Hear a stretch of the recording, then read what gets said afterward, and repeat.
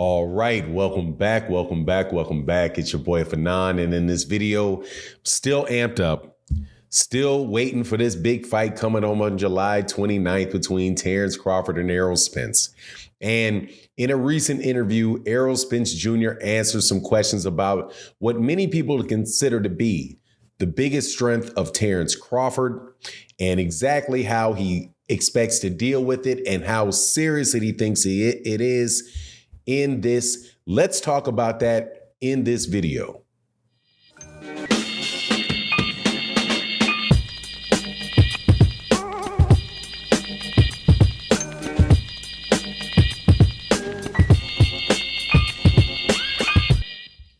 All right, welcome back to the channel. It's your boy Fanon, and we are again talking about this 147-pound division, which should be coming to a conclusion. The battle of 147 that has been going on for a whole bunch of years now to see who the best guy is in the biggest glamour division that there is in boxing at the moment. The welterweight division shall culminate on July 29th when Errol Spence Jr. fights Terence Crawford for the undisputed championship of the world. Errol holds the WBA, the WBC, and the IBF.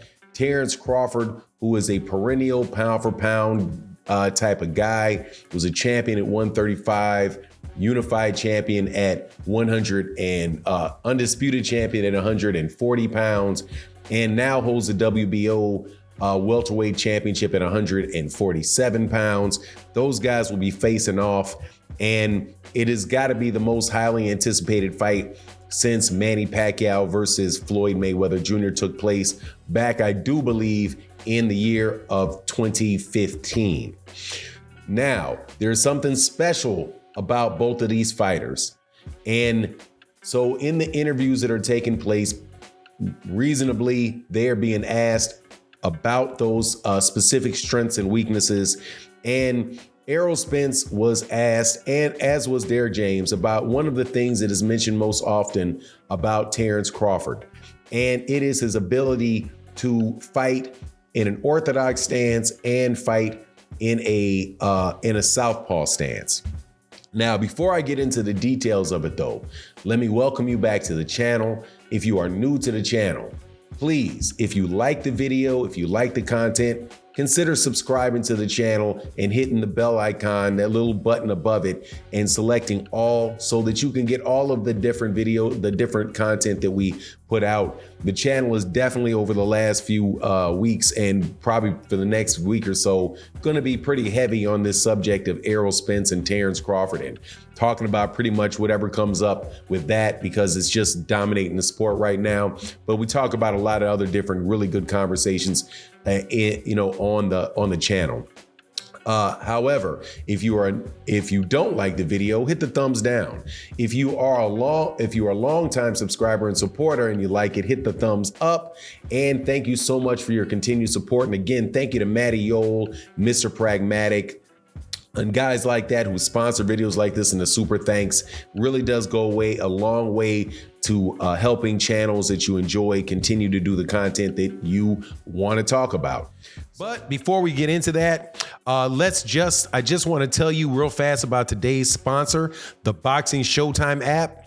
It's a very useful app that keeps you updated on all things boxing, and you can keep up with the latest fights, where to watch them, the latest news, and a lot more. For any hardcore boxing fan like myself, and most likely all of y'all, I would definitely recommend downloading it. And it also is most definitely a big support to the channel.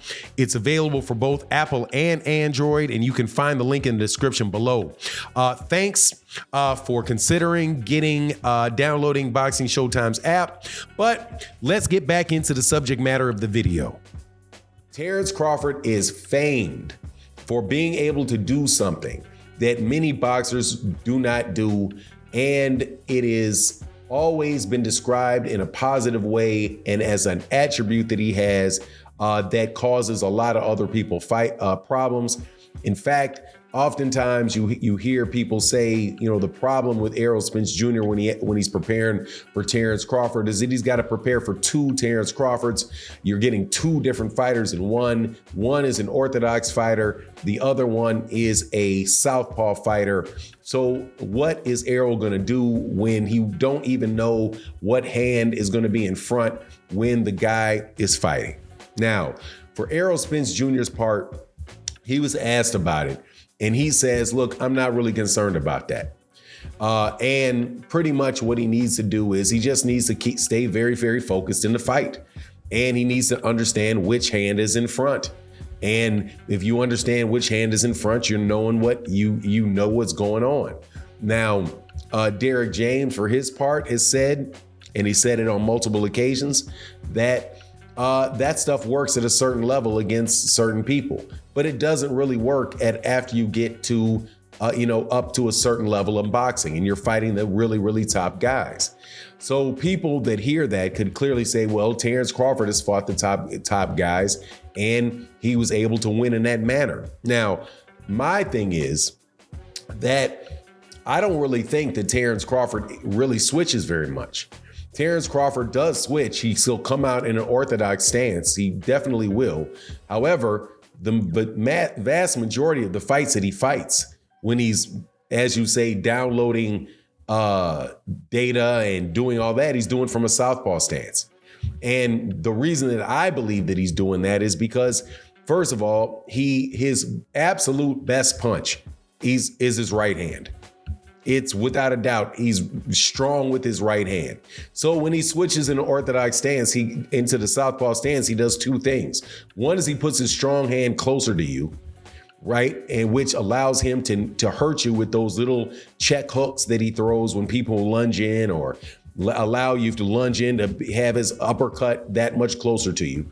And also it changes angles for the fighter that he's fighting, and gives them a different thing to look at. So they've got to figure out and get used to the southpaw stance when he's in that stance. But it's primarily defensive when he's doing that.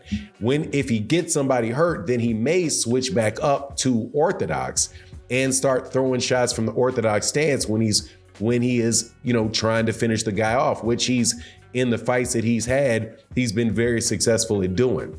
The thing with Terence Crawford and Errol Spence Jr. is that Errol Spence Jr. is a southpaw.